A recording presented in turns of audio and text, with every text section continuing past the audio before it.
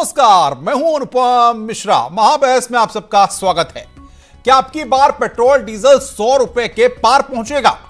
ये सवाल इसलिए उठ रहे हैं क्योंकि पिछले कुछ दिनों में जिस रफ्तार के साथ पेट्रोल और डीजल के दामों में लगातार बढ़ोतरी हुई है, उसके खिलाफ अब सड़क पर सियासत देखने को मिल रही है। दिल्ली में तो डीजल पेट्रोल से महंगा बिक रहा है और देश के इतिहास में यह पहला मौका है जब डीजल की कीमतें पेट्रोल से ज्यादा हुई हैं। वहीं तेल के दामों में बढ़ोतरी के खिलाफ विपक्षी पार्टियां हैं कि सरकार को घेरने का कोई मौका छोड़ नहीं रही हैं। शहर शहर सड़क पर प्रदर्शन हो रहे हैं, सरकार के खिलाफ नारेबाजी हो रही है, यानी कि तेल की कीमतों पर धारदार सियासत अपने चरम पर है। ऐसे में आज हम महाबहस में सवाल पूछ रहे हैं कि क्या अब की बार पेट्रोल डीजल 100 के पार? विपक्ष अगर कोरोना से हारा तो अब पेट्रोल डीजल का ही उसको सहारा। ये कोरोना से हारे पेट्रोल डीजल के सहारे, ये सवाल यहां पर हम महाबहस में आज उठा रहे हैं। सवाल यह भी है कि जनता की जेब जले तो जले, सियासत तो अपनी ढाई चाल ही चले। क्या विपक्षी दलों के प्रदर्शन का जनता से वास्ता या सिर्फ सियासी रास्ता ही है जिसके सहारे ये आगे बढ़ना चाहते हैं? और सबसे बड़ा सवाल, तेल पर सियासत का खेल क्यों? तो तेल पर सियासत का खेल क्यों है? इन सवालों का हम जवाब तलाशेंगे, लेकिन उससे पहले ये रिपोर्ट आप देख लीजिए। सातवें आसमान पर पेट्रोल डीजल, पेट्रोल से महंगा डीजल का दाम।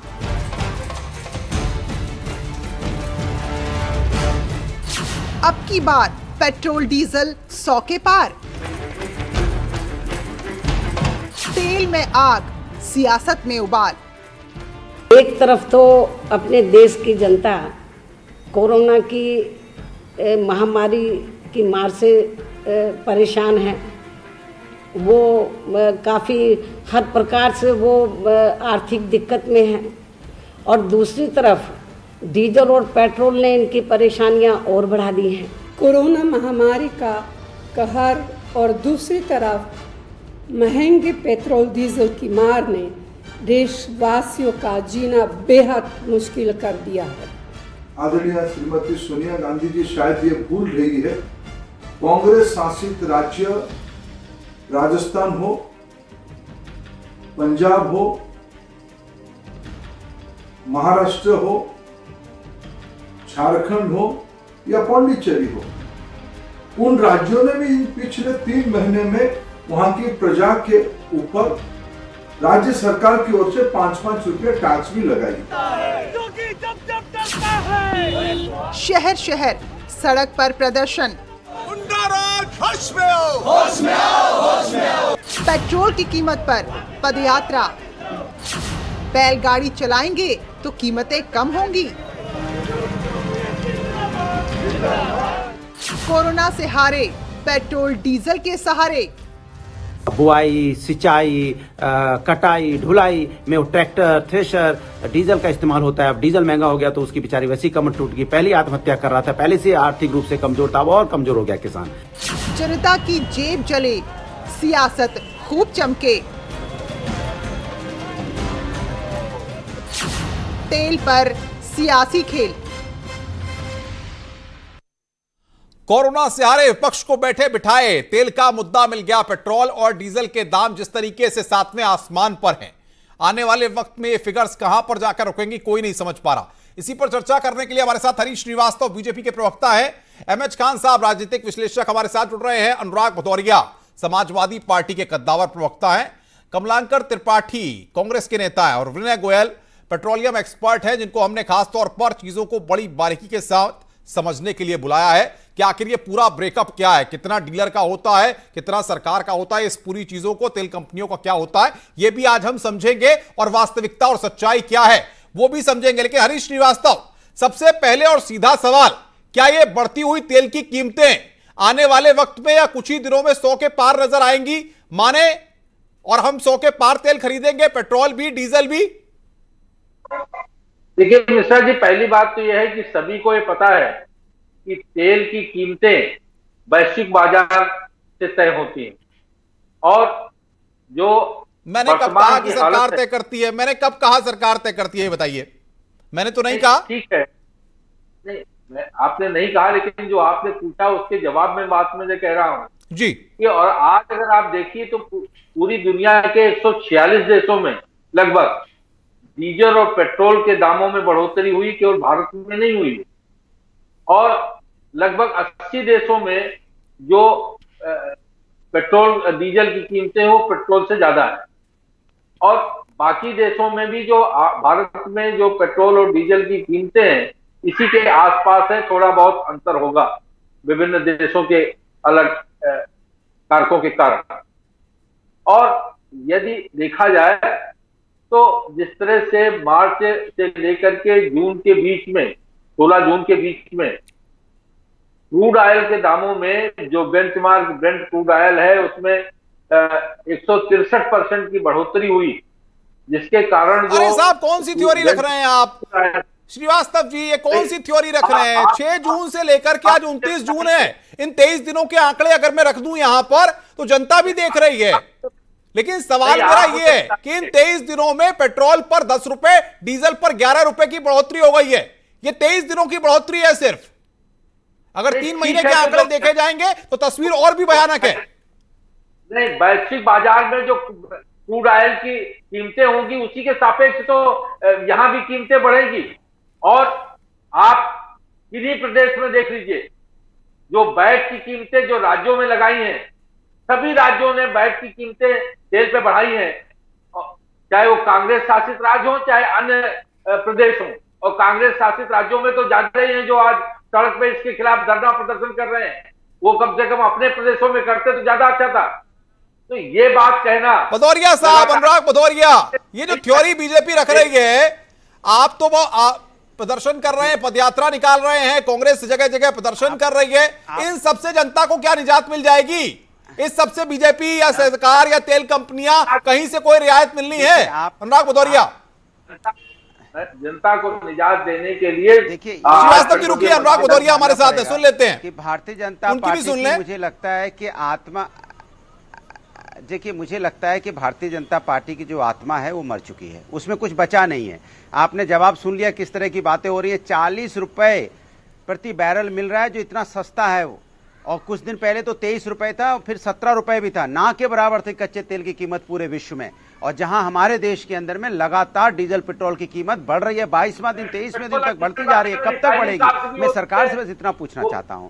कोरोना काल में वैसे भी लोग परेशान हैं, किसान की कमर टूटी हुई है क्योंकि किसान ज्यादातर डीजल का इस्तेमाल करता है, क्योंकि उसकी बुआई, सिंचाई, कटाई, ढुलाई सारे चीज में वो ट्रैक्टर, थ्रेशर और ट्यूबवेल का इस्तेमाल करता है, डीजल का इस्तेमाल करता है। पहले से ही वो आत्महत्या करने पे मजबूर है, इतना कमर उसकी टूटी हुई है। आपने दोगुने की इनकम की बात की थी, आज उनका लागत भी नहीं मिल रही, ऊपर से डीजल के दाम बढ़ गए। तो आप इसके मतलब किसान विरोधी हो गए। अगर मध्यम क्लास में जाओगे तो मध्य वर्ग का बेचारा जो रोजमर्रा की चीजों के दाम बढ़ गए, सब्जी है, तेल है, आटा है, चावल है, जो खरीदने जाएगा उसके रोजमर्रा के चीजों के दाम बढ़ गए। जब रोजमर्रा के चीजों के दाम बढ़ गए तो बेचारा मध्यवर्ग भी परेशान हो गया। अच्छा, श्रमिक को तो आपने वैसे ही रोड पे ला दिया, बेचारे वैसे ही हजारों किलोमीटर पैदल आए, उनके तो आप हो ही नहीं। युवा जो बेचारा है, बेरोजगार है, वो बेचारा अपनी मोटरसाइकिल में जो छोटी सी बाइक चलाता है, कहां से पेट्रोल डालेगा? इसके मतलब आप समाज के युवा विरोधी है भारतीय जनता पार्टी, किसान विरोधी है, और ये भारतीय जनता पार्टी मध्यवर्ग विरोधी है। सिर्फ एक ही चीज का पेट भरना जानती है, अमीरों का। अमीरों के साथ ये भारतीय जनता पार्टी खड़ी है। इसको कुछ दिखाई नहीं देता कि देश के अंदर में जनता से कोई लेना देना नहीं है, उसको सत्ता से लेना देना। सत्ता कैसे मिल रही है? अब सत्ता मिलने के लिए आप देखिए, आपने भारतीय जनता पार्टी का वक्तव्य सुनाई। हम समाजवादी लोग जब रोड पे जाते हैं बताने के लिए कि आपने तेल और डीजल की कीमत महंगी कर दी है। रुकिए अनुराग भदौरिया, रुकिए बढ़ रही है, घर श्रीवास्तव जी रुकिए, कमलाकर त्रिपाठी जी को लाता हूं, कांग्रेस के नेता है, आज कांग्रेस ने प्रदर्शन भी किया है प्रदेश में। कमलाकर त्रिपाठी, समस्या का हल इन प्रदर्शनों से निकलना है। सरकार पर इससे दबाव बनेगा, तेल कंपनियों पर इससे दबाव बनेगा, इससे कुछ रियायत मिलेगी जनता को, या जनता पिसती रहे आप ही के ऐसे सियासी झोले में कि कभी आप सड़क पर उतरेंगे, प्रदर्शन करेंगे? कमलाकर त्रिपाठी जवाब दीजिए। उत्तर प्रदेश के अंदर में चल रही है, ये लोकतंत्र उत्तर प्रदेश। भाई रुकिए अनुराग, रुकिए अनुराग, रुकिए। कमलाकर त्रिपाठी जवाब दीजिए।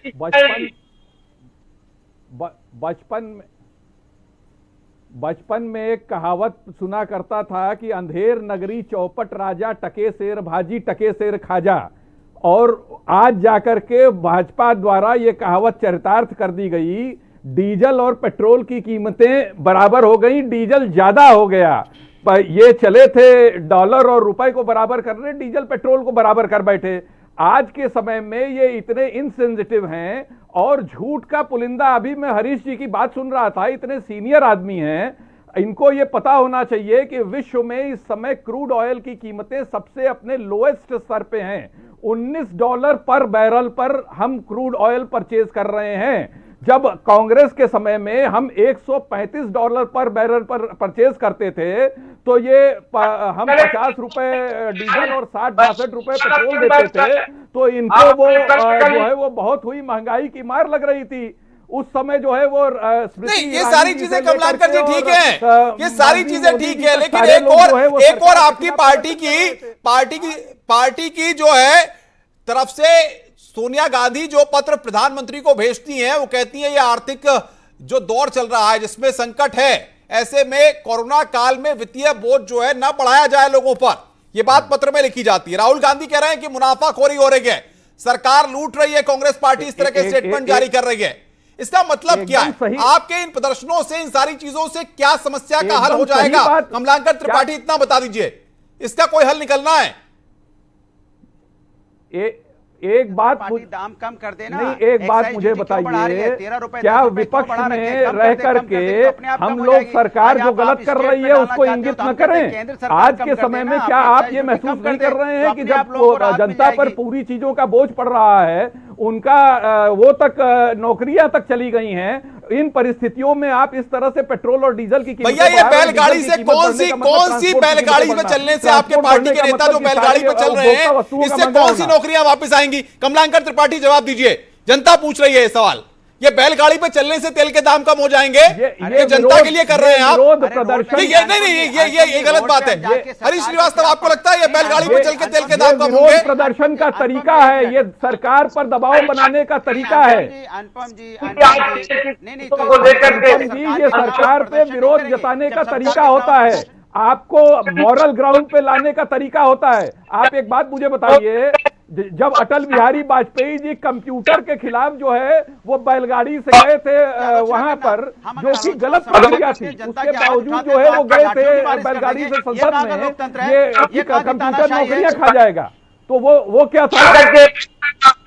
तो केवल सत्ताई राजनीति कर रहा और कुछ नहीं कर रहा। नहीं तो क्या सियासी जमीन तलाश रहे हैं ये लोग? श्रीवास्तव जी, ये कोई मुद्दा नहीं है, आपको लगता है ये मुद्दा ही नहीं है?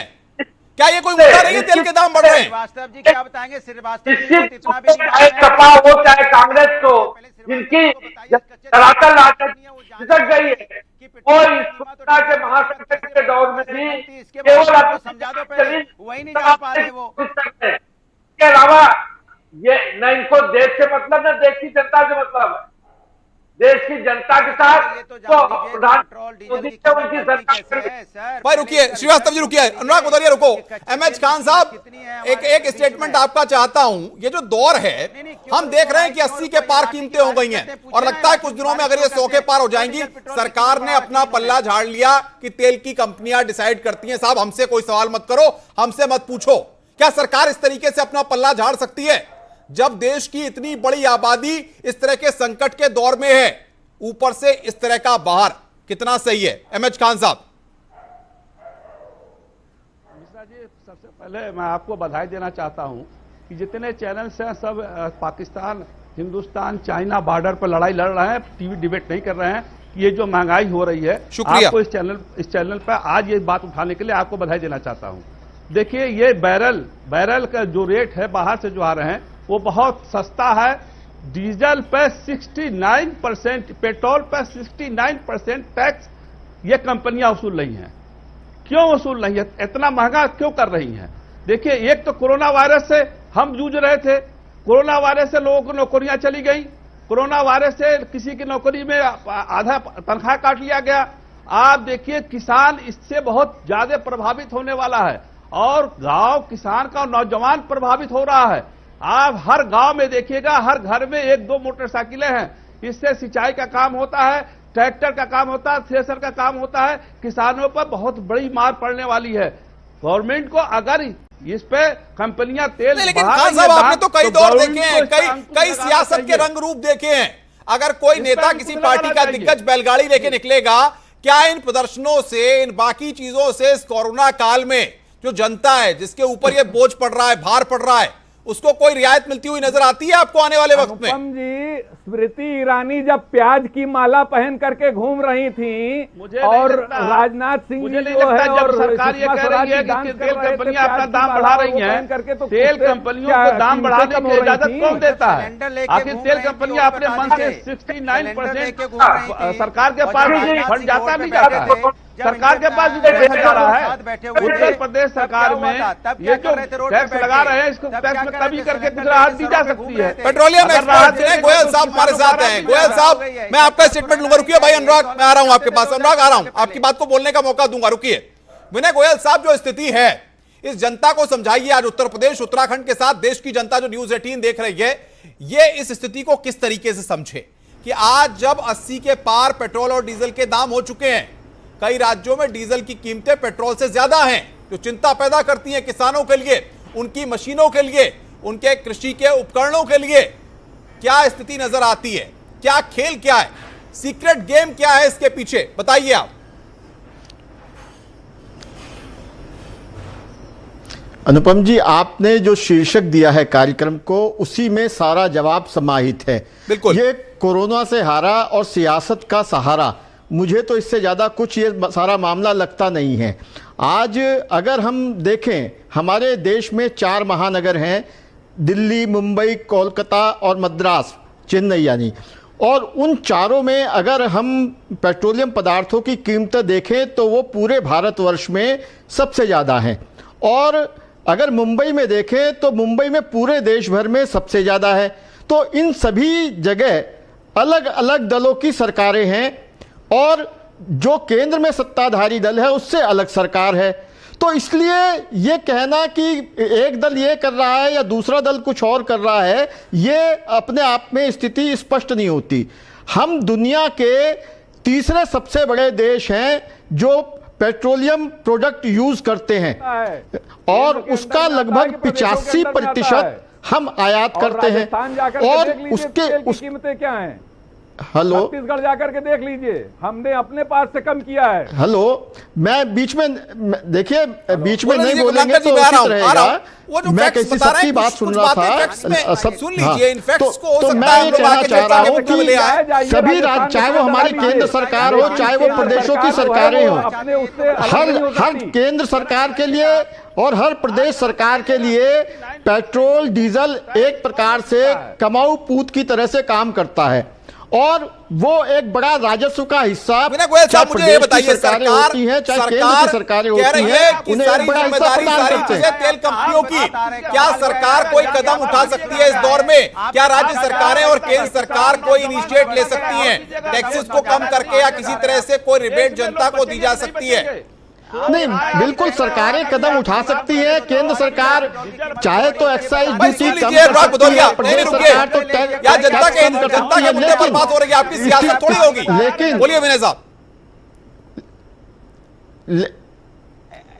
हेलो, लेकिन मजबूरी ये है कि पिछले दिनों जो लॉकडाउन हुआ उसमें 70% पेट्रोलियम प्रोडक्टों की सेल खत्म हो गई।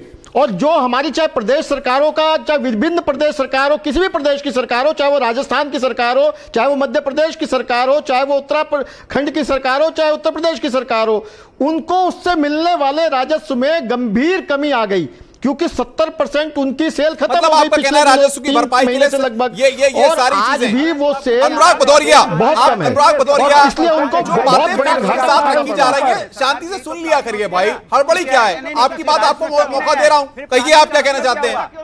इससे आप बच नहीं सकते। आप खरबों का टर्नओवर जिनका है, मैं कह रहा हूं कि डीजल पेट्रोल की कीमत इतनी तेजी से बढ़ी है, 10 रुपए और 13 रुपए इन्होंने एक्साइज ड्यूटी लगाई है। हम कहते हैं उत्तर प्रदेश के अंदर में या केंद्र सरकार में इनको पहले से प्लानिंग करनी चाहिए थी ना कि भाई हमारे राजस्व में कमी आएगी तो हम उसकी प्लानिंग क्या करें। इसके मतलब इनको प्लानिंग करना नहीं आता, इसके मतलब इनको देश और राज्य चलाना नहीं आता। भारतीय जनता पार्टी को जब नहीं चलाना आता तो उसकी जिम्मेदारी क्या सरकार फेल हुई है? अनुराग भदौरिया कह रहे हैं आपकी प्लानिंग पूरी तरह से फेल, आपने कोई प्लानिंग नहीं की। क्या सरकार कोई कदम नहीं उठा पाई? सरकार नहीं आपाई स्थितियों को, और ये तेल के दाम आसमान छू रहे हैं। हरीश श्रीवास्तव जवाब दीजिए। ये जनता को राहत देने का वक्त है। आप भूल रहे हैं कि मध्यवर्ग इससे प्रभावित होगा, कैसे उसके घर में चलेगा, कैसे खाना खाएंगे, गरीब कैसे जिएगा, कैसे आम जनता कैसे जिएगा। तो आप क्या चाहते हैं, देश के हर वर्ग के मुंह पे मुस्सिका लगा देना चाहते हैं, हर वर्ग पे मास्क लगा देना चाहते हैं, खाना ना खाए मास्क पहन लो, और वो अपना मास्क पहन के घूमते रहे, उसको खाना वाना नहीं मिले। कमाल करते हैं आप। भारतीय जनता पार्टी को बचाने के लिए आप उसके लिए भारतीय जनता पार्टी की जो पॉलिसी है, जो फेल हो चुकी है पॉलिसी, देश में जो बिखर चुकी है देश के अंदर, वो देश के बारे में नहीं सोचती, वो जनता के बारे में नहीं सोचती, वो सत्ता। बिल्कुल बिल्कुल, अनुराग आऊंगा मैं, अनुराग आऊंगा। श्रीवास्तव जी, आवाज आपकी ठीक ढंग से नहीं आ पा रही, मैं आऊंगा आपके पास। कमलाकर त्रिपाठी, जो फैक्ट्स रखे जा रहे हैं, जब जिन राज्यों में आपकी सरकार है वहां पर भी ये स्थितियां हैं, आप भले ही उन राज्यों में कुछ इनिशिएट करके कदम उठा रहे हैं, क्या आपको लगता है कि वास्तविक में जो स्थितियां हैं उनमें और राज्यों में जहां बीजेपी की सरकार है वहां पर भी वो कदम उठाने जाने चाहिए?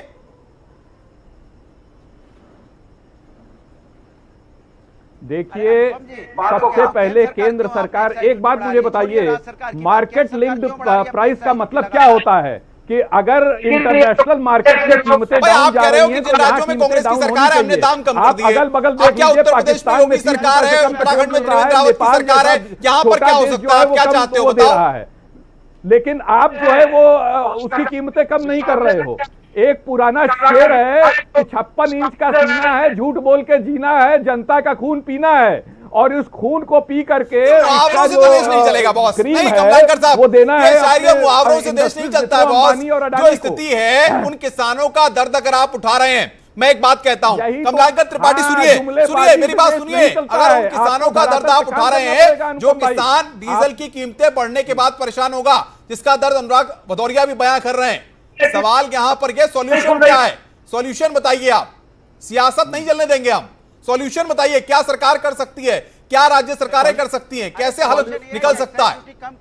क्या सरकार देखिए, सीख वाको दीजिए जाको सीख सुखाए, सीख न दीजिए बांदरा घर नोच ले जाए। बंदर को आप सीख पाएंगे तो आपका घर नोच करके ले जाएगा। ये सीख लेना कहाँ चाहते हैं? क्या इन्होंने अगर इतना, मनमोहन सिंह जी इतने बड़े इकोनॉमिस्ट हैं, क्या आपने जो है उनसे पूछने की कोशिश की? रघुराम राजन जी से पूछने की कोशिश की? विमल जालान, हरीश श्रीवास्तव, मैं एक बार हरीश श्रीवास्तव से ले लूं। हरीश श्रीवास्तव जी की आवाज हमारे पास आ गई है। श्रीवास्तव जी बोलिए बोलिए। जब पूरे विश्व में आर्थिक मंदी चल रही थी तब उन्होंने जो है वो इकोनॉमी संभाली। भाई विपक्ष के आगे सरकार पूरी तरह से तेल की बढ़ी कीमतों पर श्रीवास्तव जी सरकार गिरती हुई नजर आ रही है। चाहे विपक्ष का भले ही सियासत चमकाने का राग भर हो, लेकिन सवाल ये है कि अगर तेल की कीमतें 100 के पार होती है तो इस देश की जनता क्या करेगी? जवाब दीजिए हरीश श्रीवास्तव। सियासत नहीं चमका रही है, विपक्ष आगा कर रही है। पेट्रोल बेचेंगे, हम आवाज उठाएंगे तो आप इसको सियासत बोलेंगे? ये गलत बात अनुपम, ये सियासत नहीं है, ये जनता की आवाज है। आप इसको सियासत नहीं बोल सकते। सियासत बोलना मतलब जनता का अपमान। एमएच खान साहब, मुझे श्रीवास्तव जी की आवाज नहीं आ रही है। एमएच खान साहब, अपमान होगा। एमएच खान साहब, 80 रुपए पॉलिटिकल चीजों को किनारे करता हूं। एमएच खान साहब एक बात बताइए, क्या होना चाहिए इस कंडीशन में, इस सिचुएशन में क्या होना चाहिए? एमएच खान, एमएच खान, आपका स्टेटमेंट। मतलब जनता का अपमान होगा, लोग सुसाइड कर रहे हैं, आपको इस बात का अंदाजा है? भाई अनुराग रुको, भाई अनुराग रुको, भदौरिया साहब सुन लो, एक मिनट सुन लो। कुछ चीजें काम की हैं, सिर्फ हर जगह बैटिंग नहीं होती है। सुन लो भाई। एमएच खान साहब बोलिए। इस टैक्स में कमी कर दे। नहीं तो भाई, आप गलत बोल रहे हैं। सियासत सब गलत है इसमें। अरे आप सुनिए तो भाई, अरे सुनिए तो, सुनिए भाई आप एमएच खान साहब को। उसको टैक्स में कमी करना चाहिए। अनुपम जी कैसे सुन ले बताइए? अनुपम जी आप इसको सियासत बोलेंगे तो मुझे शर्म आने लगती है। ये सियासत नहीं है, ये दर्द है जनता का। जनता दर्द से एमएच खान साहब बताइए अपनी बात रखिए। एमएच खान साहब, आप कहीं उसके पास किसी तरह का कमाई का साधन नहीं, किसान के पास उसमें 80-82 रुपया डीजल बढ़ाएंगे, आप बोलोगे सियासत कर रहा है विपक्ष। ये सियासत नहीं है। हमने प्रदर्शन किया था, कोई सियासत नहीं की थी। सरकार को चिढ़ाया था कि सरकार गलत कर रही है ये डीजल पेट्रोल बढ़ा के, लेकिन सरकार हमें डंडे से पीट रही है, लाठियों से बारिश कर रही है। क्या लाठी पीटने, क्या अगर जनता की आवाज? श्रीवास्तव, हरीश श्रीवास्तव, सरकार क्या कर रही है? क्या इन बढ़ती हुई कीमतों पर आप तेल कंपनियों के ऊपर झोला डांग करके अपने को साफ करने की कोशिश है? क्या सरकार कोई कदम उठाएगी? जवाब दीजिए। ये जनता पूछ रही है, क्या सरकार, केंद्र सरकार या फिर बीजेपी की जिन जिन राज्यों में सरकार है, कोई बैठक होकर के कोई हल निकलेगा आने वाले वक्त में? हरीश श्रीवास्तव, सीधा क्वेश्चन है भाई आप लोगों का, विपक्ष का सवाल भी मैं पूछ रहा हूं, रुकिए तो हरीश श्रीवास्तव जवाब दीजिए। बंगाल है वहां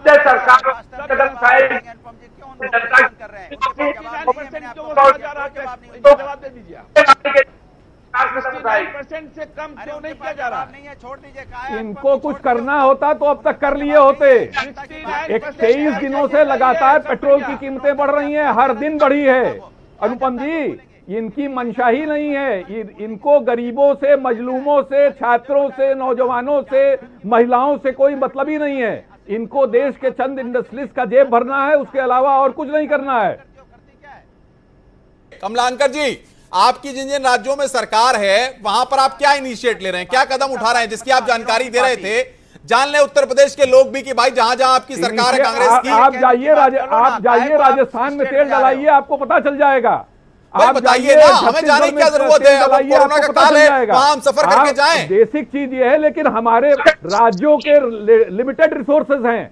जहां केंद्र में इनकी सरकार है और जहां प्रदेशों में इनकी सरकार है, वहां ये क्या कर रहे हैं ये बताइए।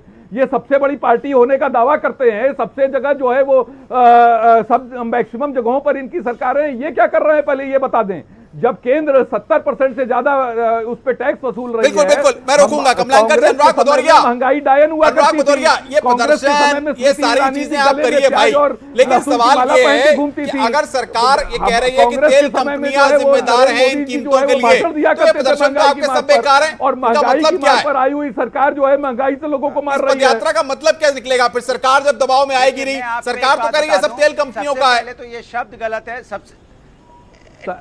सर देखिए, सरकार नैतिकता होती है वो दबाव में आता है, लेकिन हम करें क्या? हम तो जनता के समर्थन में ही। और मैं आपसे रिक्वेस्ट करूंगा अनुपम जी, इसको सियासत का शब्द मत दीजिए। विपक्ष सियासत नहीं कर रहा है इसमें, हम समाजवादी सियासत नहीं कर रहे हैं। ये जनता की आवाज है। जनता 80-82 रुपए डीजल पेट्रोल का अगर उसको खरीदना पड़ेगा तो जनता की परेशानी है। हम जनता की परेशानी की बात कर रहे हैं। भारतीय जनता पार्टी इसको सियासत का नाम दे रही है क्योंकि उसकी आत्मा मर चुकी है, जनता के लिए नहीं खड़ी है। हम रोड पे प्रदर्शन इसलिए कर रहे हैं कि हम सरकार को चिता रहे हैं, सरकार को सावधान कर रहे हैं, सरकार को सुझाव दे रहे हैं कि जो आपने डीजल पेट्रोल की कीमत बढ़ाई है, इससे आत्महत्याएं बढ़ गई हैं। क्योंकि कोरोना काल में लोगों के पास पैसा नहीं है, खाने तक का पैसा नहीं, किसान और मजदूर परेशान है, यहाँ मध्यवर्ग परेशान है। मैं मानता हूं कि जनता के सामने सरकार दे, जनता के सामने समस्या है। अगर आप अगर इस आगे बढ़ रहे हैं तो मैं आपकी बात मान लेता हूं। अनुराग भदौरिया, विनय गोयल साहब, संक्षेप में, वक्त की मेरे पास कमी है, क्या 2 कदम इस वक्त सरकार उठा सकती है इस पेट्रोल और डीजल की दामों पर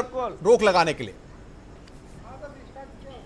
विनय गोयल साहब, टैक्स कम कर देखिए, दाम कम करने का तो सिर्फ एक ही तरीका है कि सेंट्रल गवर्नमेंट कुछ एक्साइज ड्यूटी में छूट दे और प्रदेश सरकारें जो उनका सेल टैक्स या वैट जो है, या उन्होंने अभी हाल ही में जो 1-2 रुपया लगाया था वो कम करें। यही एक रास्ता है और उसी के द्वारा केवल कम हो सकता है और कोई दूसरा रास्ता नहीं है इसका। लेकिन मैं जो आपसे बात कहना चाहता हूं कि सभी के पास, चाहे वो केंद्र सरकार है, चाहे किसी भी राज्य की सरकार है, चाहे वो बीजेपी की सरकार है, चाहे कांग्रेस की सरकार है, सभी इस समय आर्थिक दबाव में काम कर रही हैं और उस आर्थिक दबाव को भी उन्होंने झेलना है, उसी के आधार पर उन्होंने निर्णय लेने हैं। ये एक बहुत गंभीर प्रश्न पूरे देश के और दुनिया के सामने। विनय गोयल साहब, कमलांकर त्रिपाठी, एमएच खान, हरीश श्रीवास्तव, अनुराग भदौरिया, सवाल सबसे बड़ा ये है कि सियासत के केंद्र बिंदु में किसी भी मुद्दे को ला करके वास्तविक स्थिति जो है, जो आर्थिक संकट है या कोरोना का काल है, इसमें परिस्थितियों को क्या अपनी सियासत चमकाने के लिए इस्तेमाल किया जाएगा या फिर वास्तविकता में जनता से जुड़े मुद्दों को इस तरीके से, इस बात से समझा जाएगा कि जनता के समस्या का निदान कैसे हो, सरकार कैसे इस संकट से उभरे और पेट्रोल और डीजल के बढ़े हुए दामों पर अंकुश लगे। महाबहस में इतना ही। आगे खबरों का सिलसिला आगे बढ़ाएंगे मेरी सहयोगी प्रीति। बहुत बहुत धन्यवाद अनुपम। तो स्वागत है आप